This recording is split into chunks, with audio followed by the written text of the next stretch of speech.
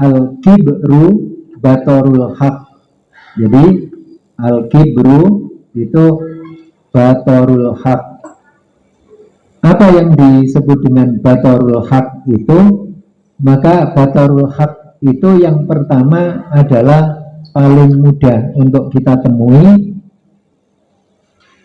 Setiap orang atau setiap manusia itu ketika menghadapi sesuatu itu berada dengan dua pilihan, suka atau tidak suka. Kalau suka dia menerima, kalau tidak suka dia menolak.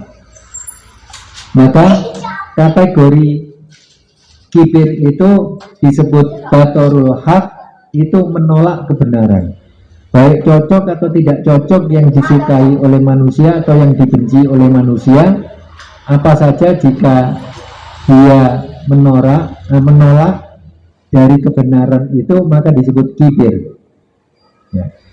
Jadi disebut al-kibru batorul haq. Nah, ini ada di dalam Sahih Muslim yang diriwayatkan oleh Abdullah ibnu Mas'ud. Kata beliau, Rasulullah Shallallahu Alaihi Wasallam bersabda, la yadkhulul jannata, tidak masuk surga.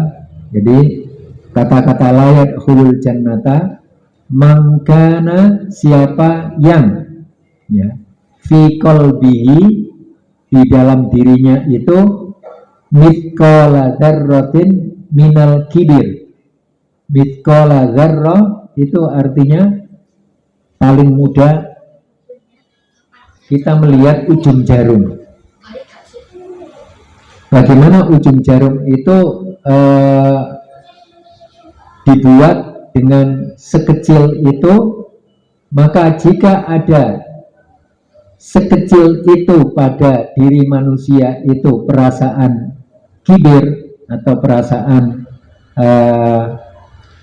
sombong, maka Allah Subhanahu wa Ta'ala tidak menghendaki dia untuk berada di surganya. Itu gitu. Nah, inilah yang kemudian disebut kibir itu. Yang dimaksudkan kibir itu kemudian Rasulullah melanjutkan pada hadis tersebut.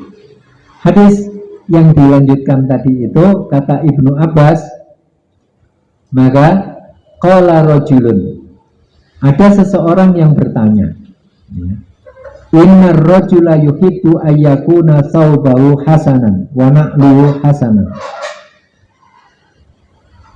Sesungguhnya seseorang itu menyukai agar thawbahu, bajunya itu hasanan, baik, wa na'luhu hasanan ya.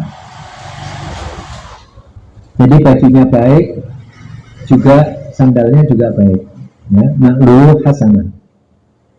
Lalu Rasulullah menimpali, qala innallaha jamilun, Allah itu jamil, maha indah, maha baik, maha smart, yuhibbul jamal, menyukai kebaikan. Lalu Rasulullah melanjutkan, al-kibru, maka lanjutannya yang tadi itu, jadi kesombongan itu adalah batorul haq, menolak sebuah kebenaran. Jadi dimulai dari menolak kebenaran, baru nanti muncul seperti orang yang apa istilah kalau di Surabaya itu namanya mentengkelek, artinya ya sikapnya itu tidak patut lah karena terlalu sombong sekali. Lalu sikapnya akhirnya wa ghamtun nas, merendahkan manusia, siapa yang memang derajatnya lebih rendah, entah itu dari sebuah kepangkatan atau dari sebuah jabatan atau dari sebuah keilmuan atau dari sebuah status sosial dan yang lain-lain. Maka sebenarnya sikap untuk merendahkan orang lain itu dimulai dari batorul haq, menolak kebenaran. Contoh menolak kebenaran itu yang disebutkan kalau kita kaitkan dengan hadis ini, misalnya yang kita bahas pada pekan yang lalu kan terkait dengan kerugian. Kita rugi kalau tidak mengikuti apa yang dikehendaki oleh Allah. Misal, pakai baju diingatkan seorang orang tua, diingatkan anaknya. Lu bapak kok atau ibu kok pakai sandalnya kiri dulu, misalnya begitu.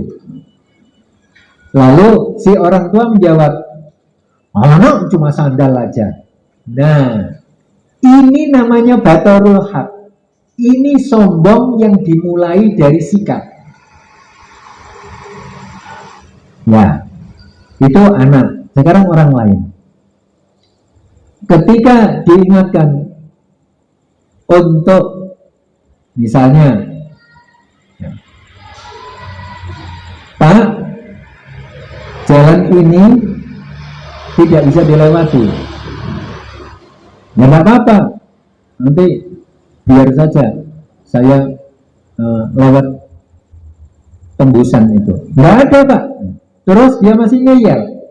Nah, kalau tadi hak karena ajaran Rasulullah, ini hak kebenaran itu untuk kepentingan dia tetap kemudian bersikukuh dengan dirinya, itu juga masuk sikap batorul hak. Kalau tadi karena menolak ajaran Rasulullah atau ya tidak langsung menerima, itu menolak. Kenapa demikian? Suatu ketika Rasulullah itu mengetuk pintu rumah sahabat Ali ketika jam menunjukkan, ya kurang lebih kalau jam kita jam 3 lah, waktu sahar ya, atau jam 3-an gitu. Kemudian sudah mendekati sahar, itu mendekati subuh. Nah, sahabat Ali ini rumahnya diketuk, tok tok tok, sudah. Ketika diketuk, Rasulullah salam, Assalamualaikum. Ya ibna ammi, Assalamualaikum wahai anak pamanku. Terus sahabat Ali menjawab, kemudian menjawab salam, tetapi salam itu dijawab dengan sebentar ya Rasulullah, karena di riwayat itu bukan karena Rasulullah tidak dengar, sebab sahabat Ali menjawab sebentar ya Rasulullah. Lalu kata-kata sebentar maksudnya kemungkinan kalau saya membaca teks itu, kemungkinan sahabat tadi sebentar saya bukakan pintunya, barangkali masih pakai baju. Nah, ketika kata sebentar itu tidak patut untuk diberikan kepada Rasulullah, harusnya labbaik ya Rasulullah gitu, meskipun belum dibukakan. Nah, ketika jawabannya adalah sebentar ya Rasulullah, itu kemudian Rasulullah membacakan wa kanal insanu aktsaru syai'in jadala, dan manusia itu paling banyak membantah. Bayangkan ucapan itu saja oleh Rasulullah dibalas dengan ayat, dan manusia itu memang paling banyak membantah. Nah, dari situlah kemudian kesimpulan, meskipun itu bukan ajaran Rasul, saya contohkan tadi, petunjuk untuk kemaslahatan atau kebaikan seseorang, tapi dia tetap ngeyel, maka itu namanya batarul haq. Itu sudah mulai ada rasa kibir karena menolak kebenaran yang diberikan petunjuk oleh seseorang yang sedang berjalan berpapasan dengan si pengendara tadi itu. Itu contoh. Itu batarul haq. Jadi kesombongan itu dimulai dari situ, baru kemudian nanti meremehkan manusia, merendahkan manusia, mengejek manusia, sampai kemudian mendiskreditkan manusia, atau di situ sudah dianggap Tidak ada apa-apanya. Jadi sikap itu dimulai dari menolak kebenaran. Nah, penolakan kebenaran ini apa kaitannya dengan seseorang dimasukkan oleh Ibnu Abbas, oleh Ibnu Mas'ud, dimasukkan tentang innar rajula yuhibbu ayyakuna thawbahu hasanan. Sebenarnya setiap manusia itu suka kebaikan, dan Allah suka kebaikan. Tapi kebaikan itu kadang-kadang sesuatu yang tidak disukai oleh seseorang, maka kemudian ditolak. Tadi saya berikan contoh terkait dengan si pengguna jalan yang diingatkan. Gitu. Kemudian contoh yang lain adalah terkait dengan si anak mengingatkan orang tuanya. Nah, itu adalah sikap yang disebut dengan sikap bator, penolakan. Itu awal dari kibir. Dan kalau seseorang itu punya perasaan kibir, sombong dalam dirinya, meskipun seujung jarum, gampang untuk kita bayangkan, seujung jarum saja, itu tidak boleh masuk surga sampai yang seujung jarum tadi itu diselesaikan untuk diampirkan ke neraka. Makanya disebut layak hulul jannah, tidak boleh masuk selama itu selesai. Kebalikannya, di suatu ketika nanti Allah berfirman kepada malaikat penjaga neraka, akhriju minan nar man kana fi qalbi mithqala dzarrah minal iman. Keluarkan dari neraka siapa yang memiliki setitik ujung jarum dari keimanan. Berarti kan dia sudah lama sekali mampir di neraka. Begitu tinggal setitik dan itu adalah imannya, maka dia akan masuk surga. Dengan itu para ulama menyimpulkan setiap orang yang beriman pasti masuk surga. Tetapi dia mampir tidak tahu berapa lama. Nah, kalau dikaitkan dengan hadis kibir ini, hadis tentang perbuatan sombong ini, maka orang yang sombong meskipun dia setitik ujung jarum, dia tidak bisa masuk surga sebelum dia harus mampir ke neraka. Nah, sekarang supaya tidak mampir bagaimana?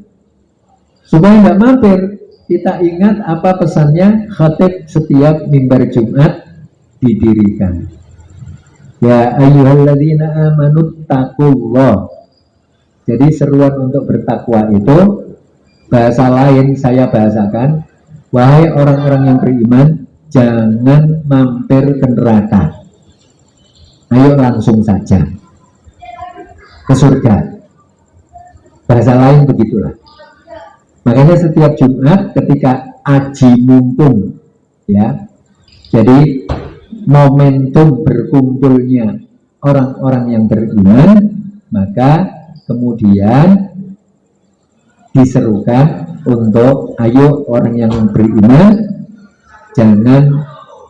jangan sampai mampir, langsung saja, jangan mampir ke neraka, langsung saja ke surga.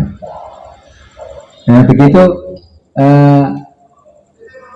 terkait dengan sabda Rasulullah yang satu, la yadkhulul jannata, tidak masuk surga, mangkana, siapa yang adalah fi qalbihi, pada hatinya ada mithqala, seberat dzarrah. Kalau kita bayangkan atom nggak terbayangkan, ya, yang terbayangkan justru pasar atom, ya besar sekali. Jadi kecil saja, setitik ujung jarum, ya, minal kibir, dari sikap atau perasaan sombong itu. Nah, bagaimana kalau itu ada di diri kita dan posisi kita, ya sudah kita lalui. Dulu memang seperti itu, saya itu, misalnya begitu. Nah, itu ya mudah saja. Jalan keluarnya mudah saja. Ya, kita balik untuk menggunakan ayat 52 surah 11. 52 surah 11 ayat 52. Ya. Jadi kita ambil yang ini. Apa? Ya, ayat 3 dulu lah. Yang sudah kita lewati, ayat 3 dulu. Jadi ayat 3 ini wa anistaghfiru rabbakum tsumma tubu ilaihi. Ayat ketiga, Allah Subhanahu wa taala mengajarkan istaghfir rabbakum. Mohon ampun, tsumma tubu ilaihi. Berarti sudah itu. Selanjutnya Allah akan berikan, yaitu niscaya dia akan memberikan kenikmatan yang baik terus menerus sampai waktu yang sudah ditentukan, dan dia memberi pada setiap orang yang mempunyai keutamaan balasan keutamaan. Ini rumus hidup enak. Ya, apa yang berlalu dari kibir bisa tertutupi. Tapi dua unsur itu, istighfar dan taubat. Baik, ini di ayat 3. Kita lanjutkan ke ayat 52. Ke 14. Surah Hud 52. Hud 52. Di 52 juga sama. Cuma bedanya ketika Allah Subhanahu wa taala memberitahukan tentang dia tadi yang harus dikerjakan, maka yang muncul justru rahmat dari langit atau anugerah Allah dari langit. Ya, kita ambil di 52 ayat 52. Bisa.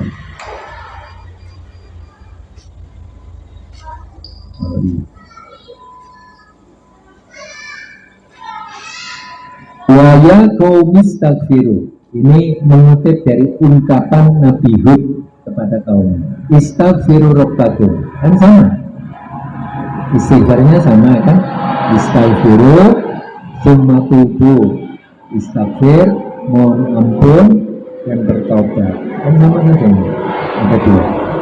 Lalu bertobat. Hanya di sini Allah akan kucurkan dengan deras apa yang ada di langit. Ya, baik berupa hujan maupun rahmat, apa saja yang diberikan dari langit itu, yang dikeluarkan dari langit. Lalu di sini ada tambahan, niscaya dia menambahkan kekuatan. Ya, tambahan kekuatan. Jadi begitu yang lalu itu kita istighfari dan kita tobati, selesai.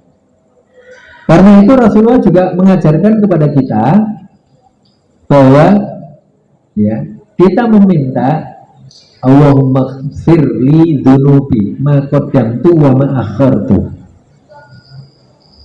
Apa yang sudah berlalu dan apa yang akan datang bisa terjadi pada diriku. Ya, sebelum terjadi sudah minta ma qaddamtu wa ma akhartu.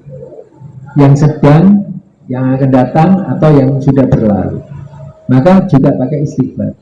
Nah, itu lebih mudah kalau kita menghadapi, atau misalnya seorang manusia itu mengingat, atau kita mengingat tentang masa lalu yang telah terjadi pada diri kita tentang kibir itu. Nah, sikap ini dalam kehidupan masyarakat juga dibutuhkan supaya tidak mudah untuk merendahkan orang lain, ya.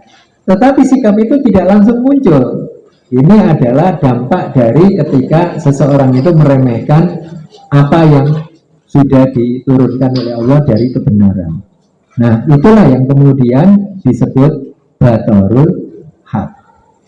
Baik, ini yang kita kaji. Yang kita kaji berikutnya terkait dengan bagaimana sikap kita menghadapi dorongan-dorongan hawa untuk tidak bersikap sombong tadi itu. Makanya pada pertemuan yang lalu saya mengajak diri saya dan para jamaah untuk senantiasa melihat pada diri kita apa yang beruntung, apa yang kemudian merugi dari sikap-sikap kita itu. Nah itu ini 113. Nih, jadi itu sikap-sikap seperti itu di masyarakat butuh untuk kita turunkan frekuensinya. Kenapa? Karena kadang-kadang tidak terasa bahwa kita itu memiliki sikap-sikap yang tadi menolak kebenaran itu. Nah, jadi kalau sudah menolak kebenaran, maka Allah Subhanahu wa Ta'ala mengingatkan ya tentang bagaimana seorang muslim itu merendahkan yang lain. Ini yang sudah kita kaji juga, saya sampaikan di surah Al-Hujurat ya, tentang ya ayyuhan nas, ya ayyuhalladzina amanu, wahai orang-orang yang beriman, la yaskhar qaumun min qaumin. Nah, jangan sampai satu kaum itu merendahkan kaum yang lain. Ini juga sering di setel oleh Masjid Rahmat Kembang Kuning sebelum maghrib, untuk jelang maghrib. Itu sering di setel untuk di awal dari surah Al-Hujurat itu. Jadi taskhir itu disebut dengan ihtikar ya. Nah, bagaimana kata Rasulullah menjelaskan, wa bayyana Rasulullah sallallahu alaihi wasallam anna ihtikarul muslim akhahu syarrun mahdud. Itu betul-betul keburukan yang harus dihindari. Itu pasti. Maka Rasulullah mengatakan bihasbi imri'in minasyarri, itu sudah jelas kejahatan itu dilakukan oleh seseorang kalau dia ayah kira akhahul muslim, dia merendahkan seorang muslim yang lain. Bagaimana kalau dia bukan muslim? Kalau dia bukan muslim, bukan dengan cara lisan, tetapi dengan cara kesyukuran. Misalnya dia bukan muslim tetapi melakukan kejahatan, maka keprihatinan melihat kejahatan yang dilakukan oleh orang yang sudah bukan muslim, dia melakukan kejahatan, lalu kesyukuran bahwa kejahatan itu tidak ada pada kita, bukan kemudian sudah kafir, jahat. Nah, itu menjadikan kita juga sudah namanya ghamtun nas, karena tadi bukan ghamtu alladzina amanu, ghamtun nas, manusia semuanya. Maka sama, kalau ini kaitannya dengan ya ayyuhalladzina amanu, maka orang muslim itu sudah cukup dikatakan dia menjadi jahat dengan kejahatan yang dilakukan, yaitu merendahkan saudaranya yang lain. Maka ini yang kemudian diingatkan oleh Allah di surah Al-Hujurat. Karena itu taskhir itu termasuk kibir,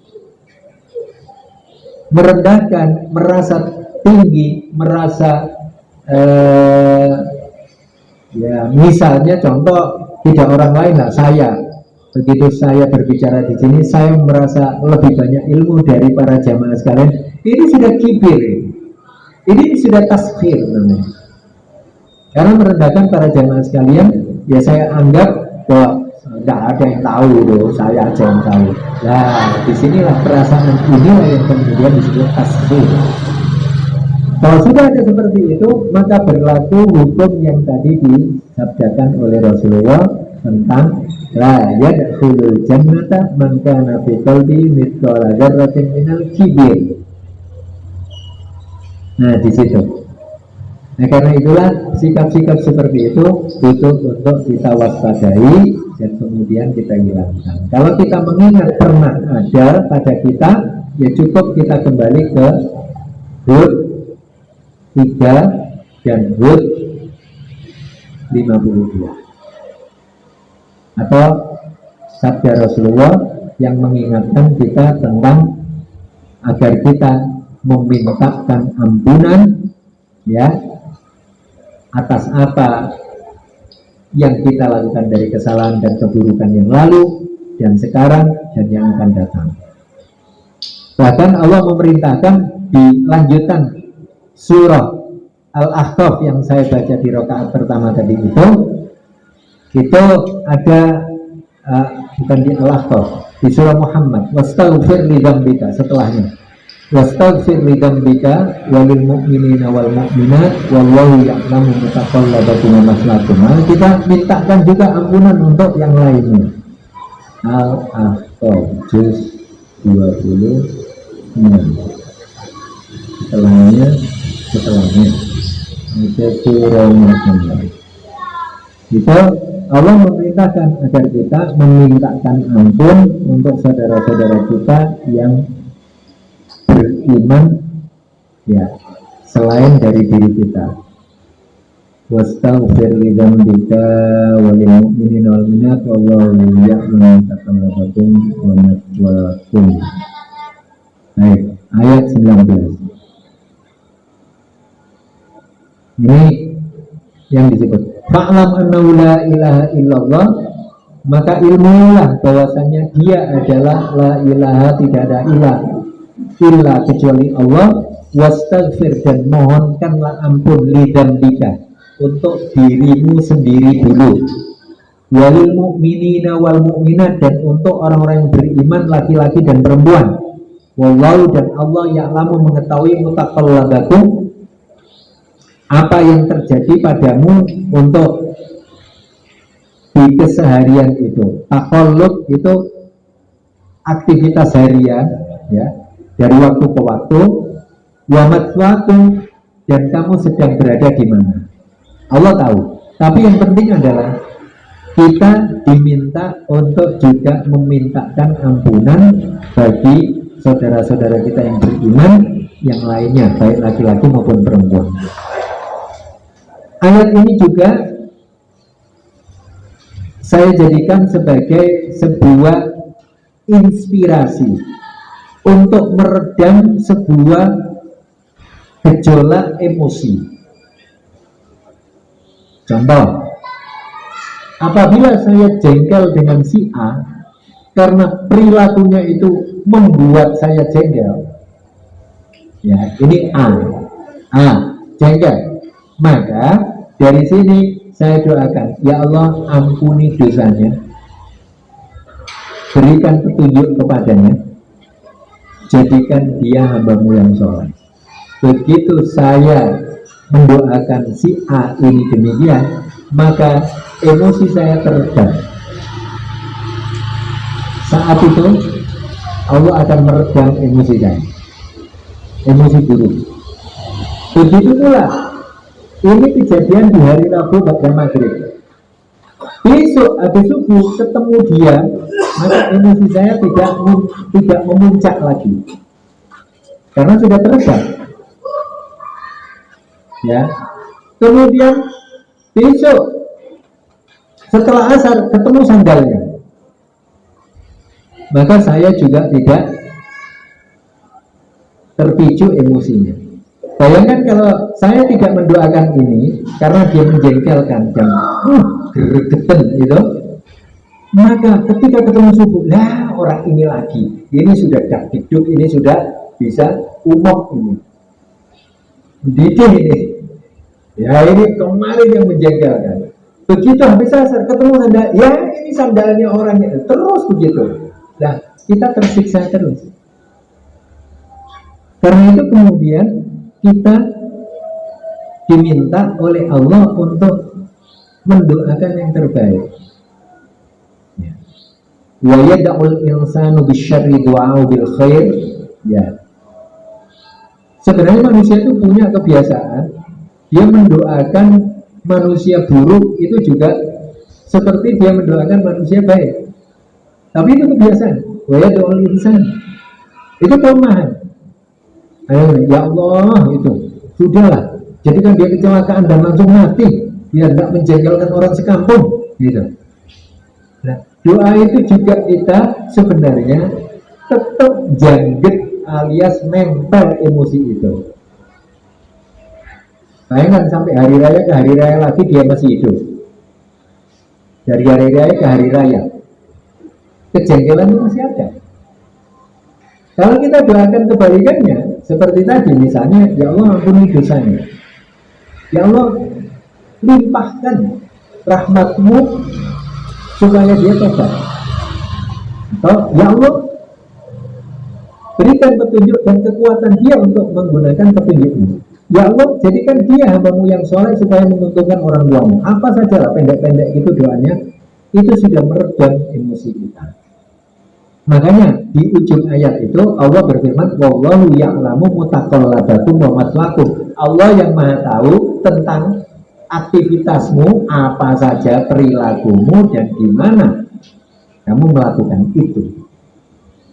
Nah, ini inspirasi untuk melakukan itu. Nah, apakah ada contohnya? Ya contohnya Nabi Muhammad juga banyak begitu. Orang berbuat jahat kepadanya didoakan yang baik. Salah satunya ya sahabat Umar kan didoakan yang baik gitu.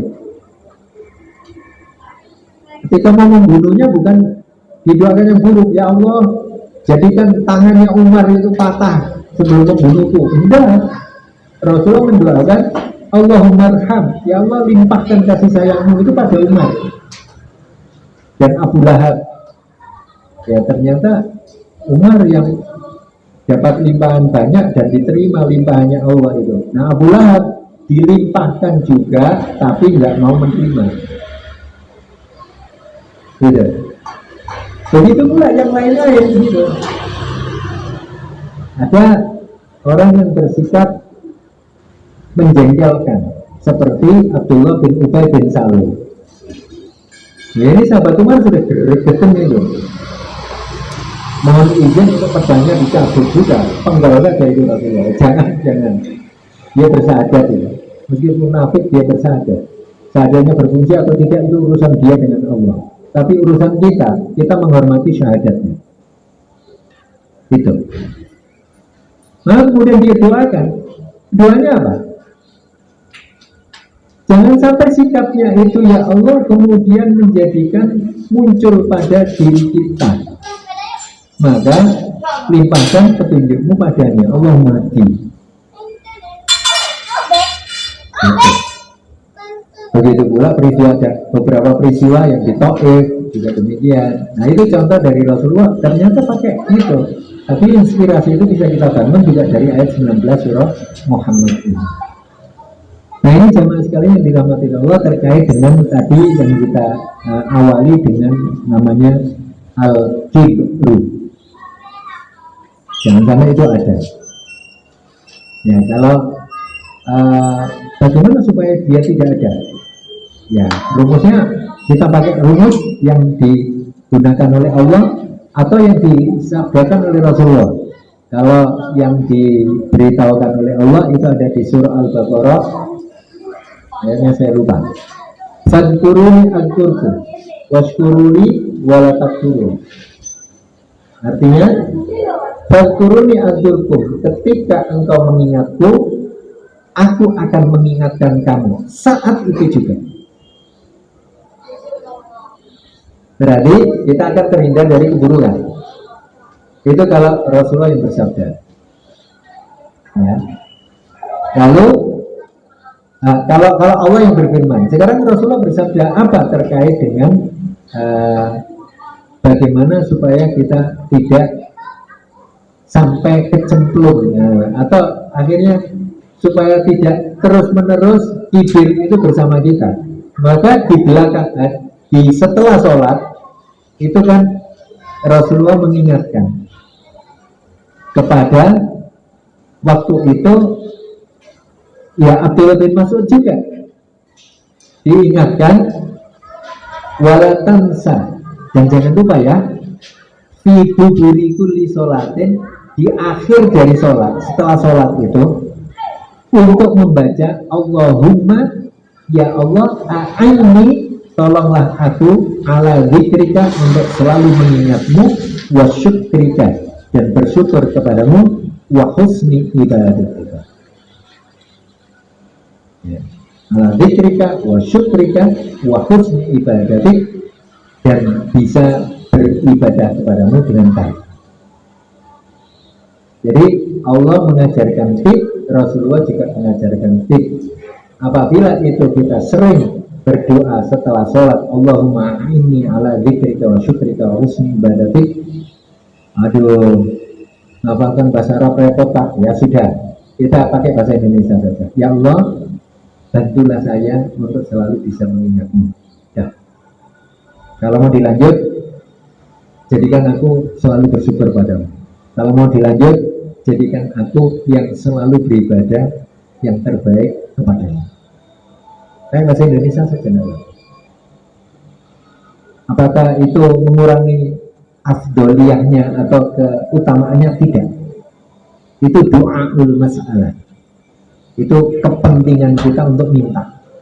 Maka tidak ada, kalau bahasa Indonesia atau bahasa Jawa atau bahasa Inggris atau bahasa Cina itu kita lakukan, tidak ada bedanya kalau kita dengan bahasa Arab.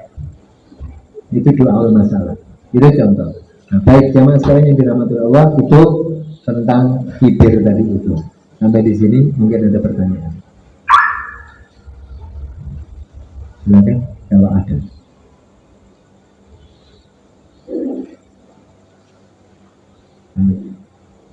Tidak ada. Silakan saya lanjutkan untuk sikap berikutnya.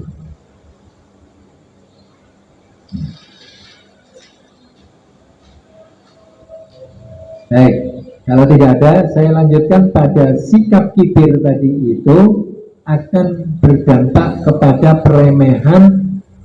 Misalnya di anggota keluarga, Rasulullah mengajarkan begini,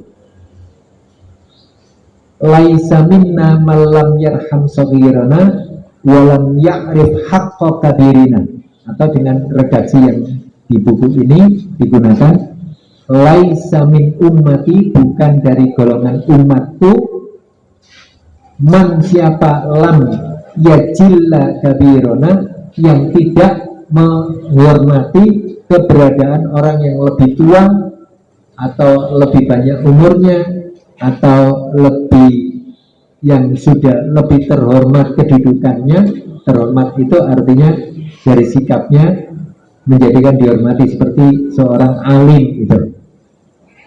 Yang kedua, bukan dari golongan umatku siapa yang tidak yarham saghirana, tapi kepada yang lebih besar, lebih tua, gitu. Sekarang kalau tidak menyayangi yang lebih kecil, juga termasuk tidak golongan, bukan golongan umatku. Ya. Jadi ada dua, sikap kepada yang di atas kita dan sikap kepada yang di bawah kita. Karena sikap ini juga masuk di dalamnya nanti adalah munculnya kibir. Ya, tidak menghormati, tidak menyayangi, nanti muncul kibir. Sekali lagi kibir akan dimulai dengan penolakan kebaikan. Itu. Nah, ini yang butuh untuk kita sama-sama ya perhatikanlah dalam kehidupan kita itu. Bagaimana terhadap orang yang di atas kita, disebut kabir, lebih besar jumlah umurnya, lebih besar kedudukannya seperti seorang alim gitu, atau kedudukan keluarga itu juga memang dia saudara tua begitu. Itu butuh ya jilla. Jalla itu artinya dihormati dengan kedudukan. Seperti jalalnya Allah, jalla jalaluhu itu gitu. Terus yarham saghirana. Kalau tidak menghormati, sekarang tidak menyayangi yang lebih kecil, berarti sama. Bukan dari golongan umatku. Nah ini yang kita hindari. Nah kalau nggak golongan umat Rasulullah, terus mau golongannya siapa? Nah itu kita khawatir di situ. Hadis ini riwayat Imam Ahmad, tetapi yang saya katakan malam yakhan kabirina walam yakrif atau kabirina itu riwayat Muslim. Ya sama saja gitu. Nah semoga kita terhindar dari itu semuanya, dan Rasulullah juga mengajarkan Allahumma, ada inni a'udzubika, ada yang jannibni minal mungkaratil akhlak, dari kemungkaran akhlak. Semoga kita terhindar dari itu semua. Kita akhiri dulu pertemuan kali ini dengan sama-sama membaca doa penutup majelis. Subhanakallahumma rabbana wa bihamdika asyhadu an la ilaha illa anta astaghfiruka wa atubu ilaik. Mohon maaf hadana wa iyyakum ajma'in. Assalamualaikum warahmatullahi wabarakatuh.